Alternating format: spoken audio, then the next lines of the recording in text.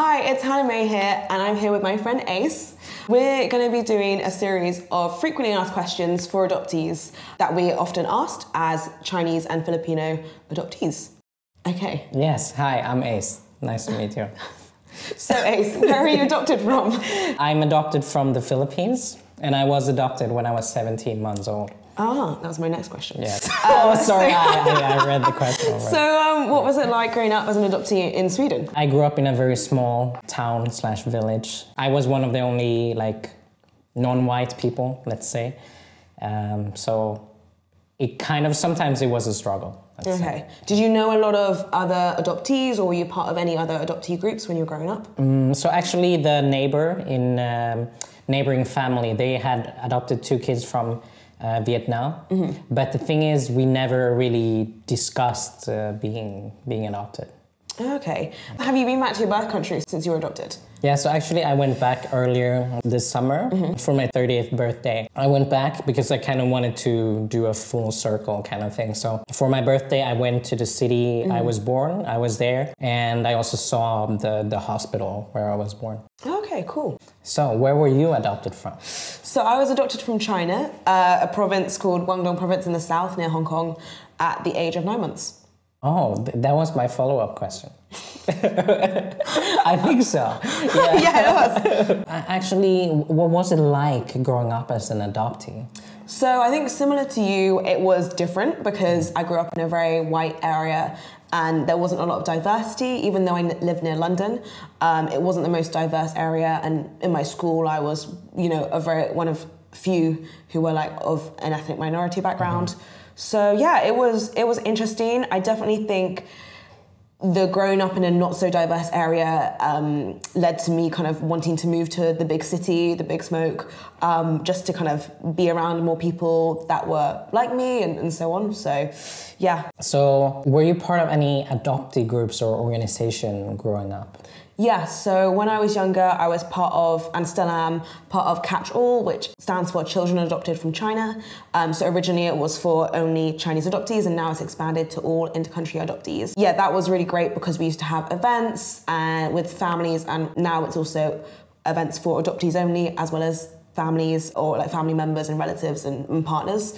So that was really nice just to be around other people who looked like me, had a similar story to me, and we didn't have to explain stuff to each other because they just got it because it was their lived experience too. Oh, that's very interesting. I didn't really have that. Maybe I answered that before. So the next question is kind of about adoptee identity. So do you ever tell people that you're adopted? Yeah, I feel like it comes out quite often just because my name is Hannah-Mei, and the Mei is obviously spelled M-E-I, so it's not like the traditional English spelling. So that, yeah, I do often end up telling people. I also studied and lived in China and Hong Kong, so people often ask, is that my background? And then I have to go in and explain stuff. But I think it's all about, the intention of being asked that question, or feeling comfortable enough in the environment to tell that person, because it's obviously quite a personal story. So I think it's, on a case-by-case basis. But you mentioned studying in Hong Kong. So was that a question that came up when you were in Hong Kong? Yeah, a little bit. I think in Hong Kong, because it's such an international city, everyone's from everywhere. And it was much more understood, I think, compared to mainland China, that I might have been someone who was of Chinese heritage who grew up abroad and then has come back to Hong Kong. That made a lot more sense, I think, and people understood it a bit more. But also, obviously, there's a lot of diversity in terms of East and Southeast Asians in Hong Kong already, so it's a melting pot. So it was quite, it was, people kind of understood it quite easily. And has it ever, when do you, for example, tell people when you're back in Europe? When would that happen? Is it in workplace situations, or? Yes and no. If people don't ask, then I'm not always going to put forward that information. But because I've done a lot of work within the adoptee community, it does come up as an activity that I do. Yeah. What's my hobby? It's kind of organising events or being part of the adoptee community, which is obviously fun. So it does come up then. But yeah, I don't necessarily volunteer it from the get-go, just because it can lead to a lot of questions, or people don't know how to react to that news. and so it can get a little bit uncomfortable, you know, if I'm not comfortable saying that. Yeah, I totally understand. Yeah. Do you tell people? Do I tell people? Yeah, like what have you told all your people at work?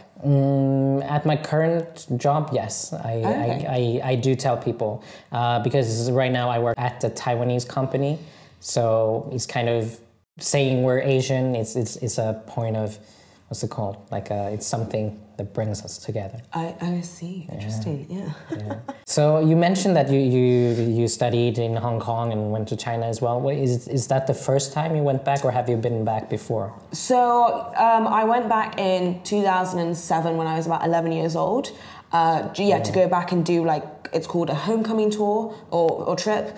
So you go back to China, which is my birth country, and then we did like the sites like Beijing, Shanghai, etc. And then we went to my orphanage to visit and like meet the people that might have cared for me or were, you know, in the orphanage at the same time that I was there, and you know, meet the other children that were still in the orphanage, etc., etc. So that was, I think, a very important time for me, but at the same time, you know, there's never really a good age to go.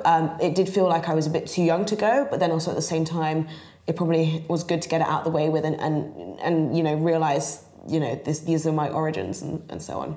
Yeah. You went back when you were 11, and then the next time, how old were you when you? I was 19, so I did a study China program where we went for 3 weeks to learn languages and like learn about the culture.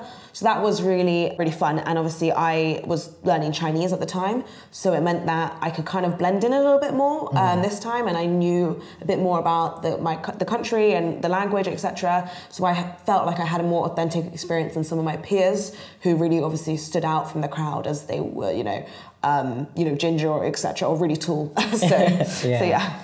Yeah. Did you ever like? Because obviously there's been like 8 years in between. Did you ever think back to when you were there, when you were 19? Did you think like, oh, this is something that I thought about when I was back the first time? Like, did it help in that way, having been back before?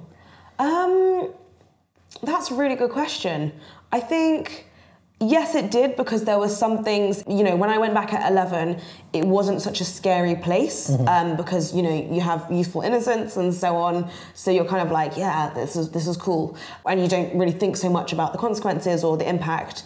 So I think, yeah, it was a less scary experience to go because a lot of my peers on that trip had never been to China or had never been to Asia.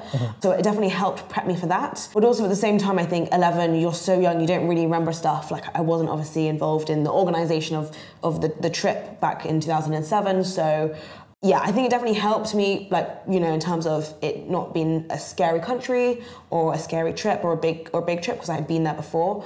But in terms of, you know, dealing with being adopted and stuff like that, when I was younger, if I had those questions, either I didn't speak the language, so I couldn't really reply, or I was too young that I kind of brushed it off and, you know, yeah. So I think it helped and it also didn't really matter. Yeah, because as I mentioned in my part, I went when I was 30. Yeah. But I'm not sure. That was your first time back, Yeah, that right? was my first time back. But I'm like, oh, would it have helped if I went back earlier? That's the thing I'm thinking, like, would it have helped? Do you think it would have helped you with your, like, adoption journey as well? You know, and, like, coming out of the fog, quote unquote?